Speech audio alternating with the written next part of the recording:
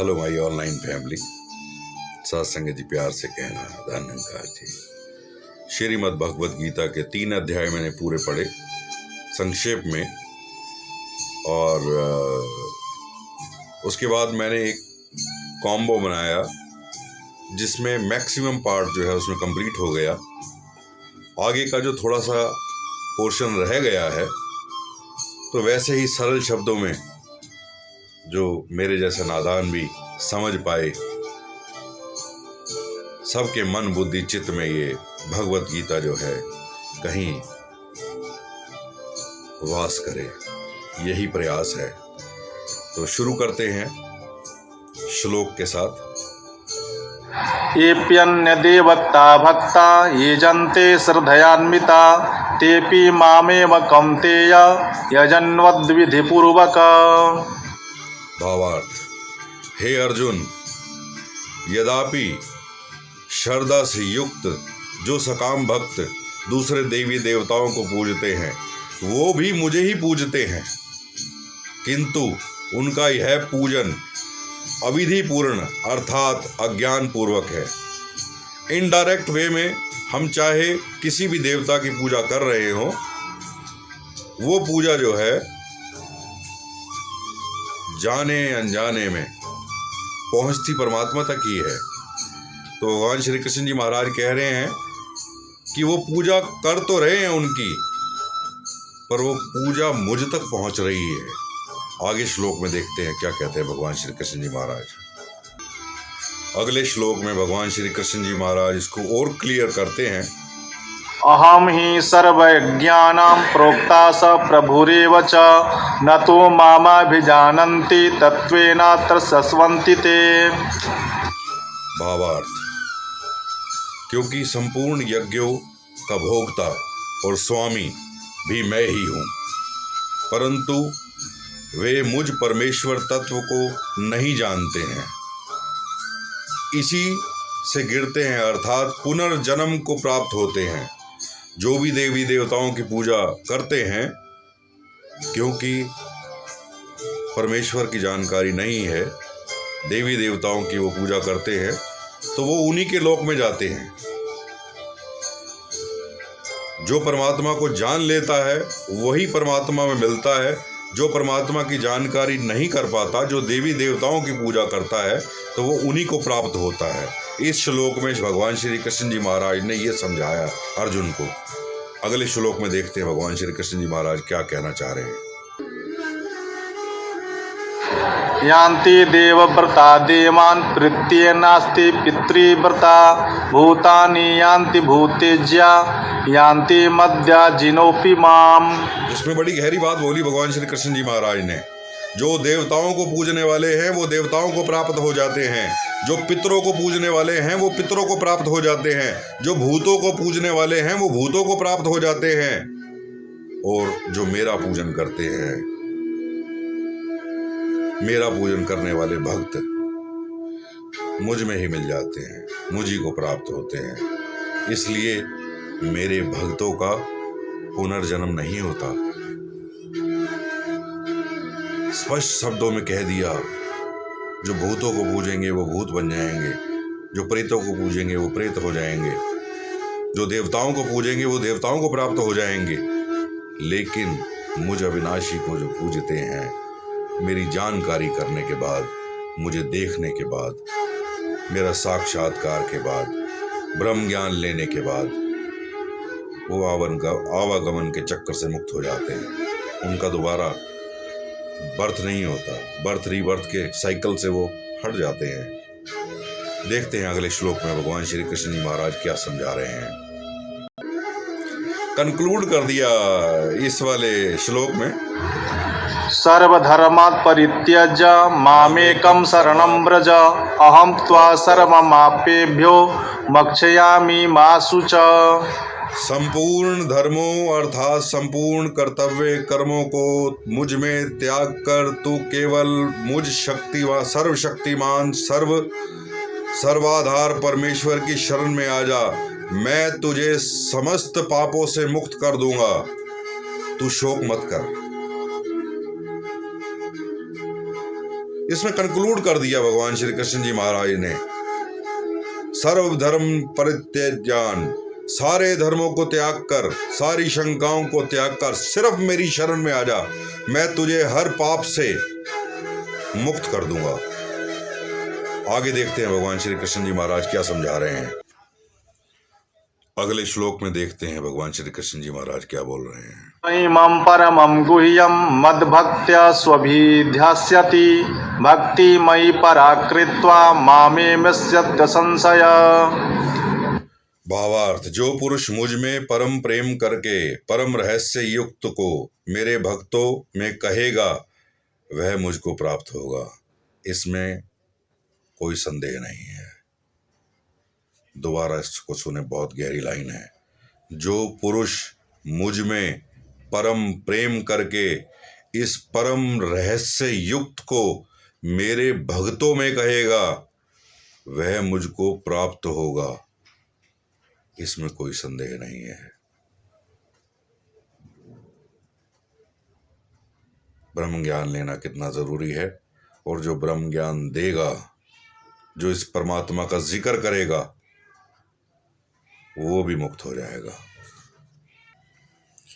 अगले श्लोक में भगवान श्री कृष्ण जी महाराज समझाते हैं, न च तस्मान् मनुष्येषु कस्मिन् मे प्रिय विवृता भविता न च मित्रादया प्रियातरो बुभि। भावार्थ, उससे बढ़कर मेरा प्रिय कार्य करने वाले मनुष्य को पृथ्वी भर में, उससे बढ़कर मेरा प्रिय कोई दूसरा नहीं है। पूरी पृथ्वी पर जो मेरा कार्य कर रहा है, जो मेरी बात कर रहा है, जो मेरा ज्ञान समस्त दुनिया तक पहुंचा रहा है, उससे प्रिय मुझे कोई भी नहीं है। अगले श्लोक में भगवान श्री कृष्ण जी महाराज क्या बोलते हैं। त्वं तत्युक्ता ये भक्त्यास्त्वां पर्युपासते, ये चाप्यक्षरमव्यक्तं तेषां के योग विव्रता। भावार्थ, अर्जुन बोले, जो अनन्य प्रेम भक्ति भक्तजन पूर्वोक्त प्रकार से आपके भजन ध्यान में लगे रहकर आप सगुण रूप परमेश्वर को, दूसरे को केवल अविनाशी सच्चिदानंद निराकार ब्रह्म को ही भाव में भजते हैं, उन दोनों प्रकार के उपासकों में अति उत्तम कौन है? सगुण रूप का मतलब है सदगुरु, वक़्त का पैगंबर, वक़्त का अवतार। तो भगवान श्री कृष्ण जी महाराज से अर्जुन पूछ रहे हैं कि इन दोनों उपासकों में से आपका प्रिय उपासक कौन है? जो सदगुरु की पूजा करता है। आगे वाले श्लोक में और मजा आएगा, और देखते हैं क्या कहते हैं भगवान श्री कृष्ण जी महाराज।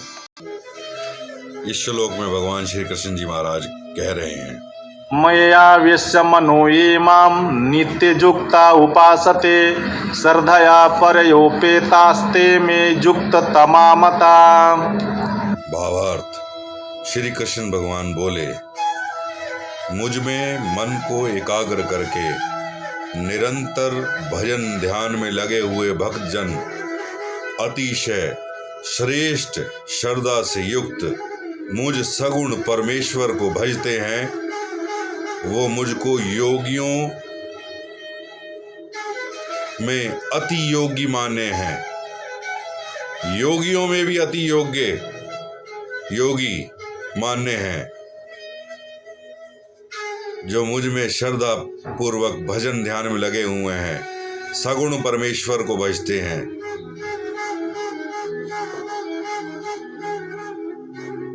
दोबारा से इसको मैं पढ़ने का प्रयास करता हूं। भगवान श्री कृष्ण जी महाराज बोले, मुझ में मन को एकाग्र करके निरंतर भजन संध्या में लगे हुए भक्तजन अतिशय श्रेष्ठ श्रद्धा से युक्त मुझ सगुण परमेश्वर को भजते हैं, वो मुझको योगियों में भी अति योगी मानने हैं, जो सिर्फ मुझको भजते हैं। जैसे कुरान में लिखा वाहिद एक ही अल्लाह है, एक ही निरंकार है। बाइबल में लिखा एक ही गॉड है, और निरंकारी मिशन में बोला एक ही निरंकार है, तू ही निरंकार। जो इस निरंकार को भजते हैं वो भगवान श्री कृष्ण जी महाराज को अति प्रिय होते हैं। निरंकार को कब भजा जाएगा? जब इसे देख लिया जाएगा। इसे देखने के बाद इसकी भक्ति होएगी। तो पहले इसको देखा जाए, तभी भक्ति का प्रारंभ होएगा। अगले श्लोक में देखते हैं भगवान श्री कृष्ण जी महाराज क्या समझा रहे हैं। एत्वक्षरमनिर्देश्य व्यक्तं परुपासते सर्वत्र गमचिन्त्यं च कूटस्थमचलं ध्वरूपं सनिध्यमिन्द्रियाग्रामं सर्वत्र स्वबुद्धय ते प्राप्नुवन्ति मामेव सर्वभूतहिते रता। भावार्थ, परंतु जो पुरुष इंद्रियों के समुदाय को भली भांति वश में करके मन बुद्धि से परे सर्वव्यापी अकथनीय स्वरूप और सदा एक रस रहने वाले नित्य अचल निरंकार अविनाशी सच्चिदानंद ब्रह्म को निरंतर एक ही भाव से ध्यान करते हुए भजते हैं, वो संपूर्ण भूतों के हित में रत और सब में समान भाव वाले योगी मुझको ही प्राप्त होते हैं। जो इंद्रियों को वश में करके मन बुद्धि से परे सर्वव्यापी अविनाशी अचल निराकार नित्य जो सनातन है, ये निरंकार है, जो इसको भजते हैं वो जन्म मरण के बंधन से मुक्त हो जाते हैं।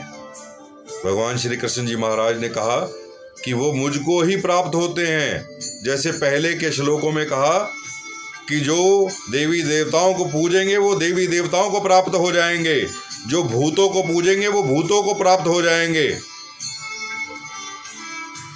जो देवताओं को पूजेंगे वो देवताओं को प्राप्त हो जाएंगे।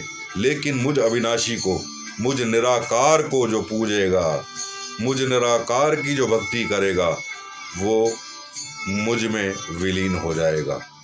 आगे देखते हैं भगवान श्री कृष्ण जी महाराज क्या बोलते हैं। आगे और सरल कर दिया भगवान श्री कृष्ण जी महाराज ने। अपि चेदसि मापेभ्यः सर्वेभ्यः पापकृत्तमं सर्वज्ञानापलवीनैव वृत्तिमं जन्तरिष्यसि।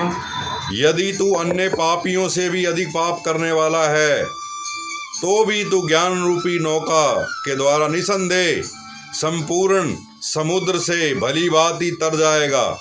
ये भव सागर से ये परमात्मा हमारे को एश्योरिटी दे रहे हैं कि जो मुझ अविनाशी को जान लेगा मैं उसे भव सागर से पार कर दूंगा। जानने के लिए अब जानकार ढूंढना है, परमात्मा की जो जानकारी रखता हो सिर्फ उसको ढूंढना है। बार बार गीता में, भगवत गीता में भगवान श्री कृष्ण जी महाराज यही कह रहे हैं, जो मेरे निज स्वरूप को जानता है वही मुझे जना सकता है। वही, क्योंकि आत्मा का ज्ञान परमात्मा दे ही सकता है और परमात्मा का ज्ञान वही दे सकता है जिसको पता होगा, जिसने इस ब्रह्म ज्ञान को ले रखा है। तो हमें ढूंढना है तो किसी ऐसे भगत को, ऐसे ब्रह्म ज्ञानी को जो जानता हो, जो दावे के साथ कहता हो, हाँ मैं तुझे परमात्मा के दर्शन करा दूंगा, दिखा दूंगा। श्रीमद् भगवत गीता के 18वें अध्याय का कंक्लूड होने जा रहा है। भगवान श्री कृष्ण जी महाराज ने अंत में ये बोला, एथैधांसि सिद्ध्यो गिर्जन भस्मात्व कुरुतेर्जुन ज्ञानाग्नि सर्वकर्माणि भस्मासात् कुरुते तथा। भावार्थ, क्योंकि हे अर्जुन, जैसे प्रज्वलित अग्नि ईंधन को भस्म में कर देता है वैसे ही ज्ञान रूप संपूर्ण कर्मों को भस्म कर देता है। इसलिए संसार को कहते देखा है कि निरंकारी ज्ञान के बाद कुछ नहीं करते, क्योंकि सर्वधर्म परित्यज्यान मामेकम शरणागतम, सब धर्मों को परित्याग करके मेरी शरण में आ जा। कितना इजी कर दिया, लास्ट में जो कंक्लूड कर दिया भगवान श्री कृष्ण जी महाराज ने। जैसे अग्नि जो है सब कुछ भस्म कर देती है, वैसे तू सिर्फ मेरी शरण में आ यार, मैं तेरे को मुक्त करूंगा सर्व पापों से। वो कब संभव होगा? जब हम किसी ब्रह्मज्ञानी, ब्रह्मवेता, तत्ववेता की शरण में जाएंगे, हाथ जोड़कर कहेंगे मेहर मेरी सरकार करो, मुझे परमात्मा का ज्ञान दे दो। भक्ति का आरंभ ज्ञान लेने के बाद होता है। श्रीमद् भगवद गीता के 18 अध्याय में ज्ञान योग, कर्म योग 700 श्लोकों में से फिल्टर करके कुछ श्लोक और सार जो है ना बिल्कुल निचोड़ कि जो जन्म मिला है इसको व्यर्थ नहीं गंवाना। इस जन्म अगर ये छूट गया तो 84 लाख जन्मों के बाद फिर दोबारा से कहीं इंसान का जन्म मिले या ना मिले। 84 लाख जन्म सोच के देखें, एक जन्म की आयु कितनी होती है? 84 लाख जन्म भुगतने के बाद इंसान का जन्म मिलता है। ब्रह्म ज्ञान संभव है। ब्रह्म ज्ञान ले लो, ब्रह्म ज्ञान लेने के बाद ही मुक्ति संभव है।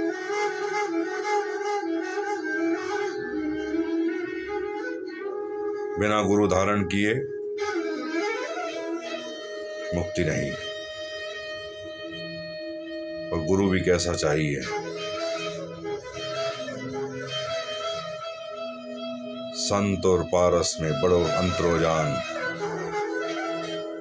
पारस कंचन करे संत आप समान। हरिजन ऐसा चाहिए जो हरि ही जैसा होए, ऐसा सदगुरु लोड़िए, ऐसा सदगुरु ढूंढो जो आप समान कर दे।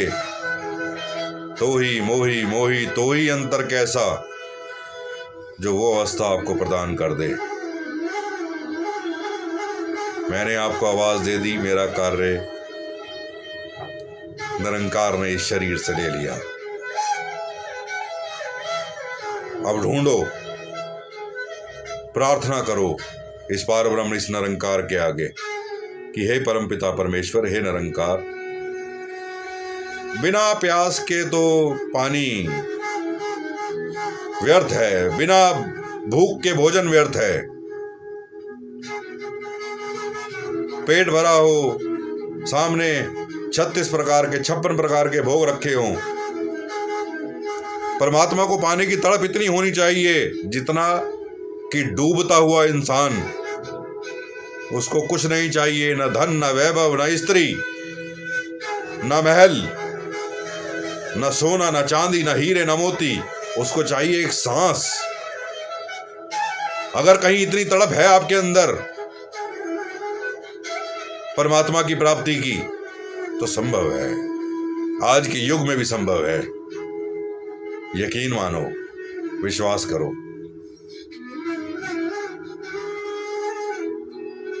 इसकी जानकारी के बिना भक्ति का आरंभ ही नहीं होता। परमेश्वर की जानकारी कर लो, आवागमन के चक्कर से मुक्त हो जाओ। 84 लाख जन्म सोचकर भी कहीं रूह कांप जाती है। कहीं अपने इस दोस्त की, अपने इस भाई की, अपने इस बेटे की बात कहीं हृदय की गहराइयों में कहीं छू जाए, कहीं मन बोल जाए अंदर से कि हाँ, ये इंसान ठीक कह रहा था, तो ढूंढो कोई ऐसा सदगुरु जो पार ब्रह्म से मिलवा दे, जो तत्क्षण, बिल्कुल भी समय नहीं लगता, जिसके पास है वो तत्क्षण आपको मिल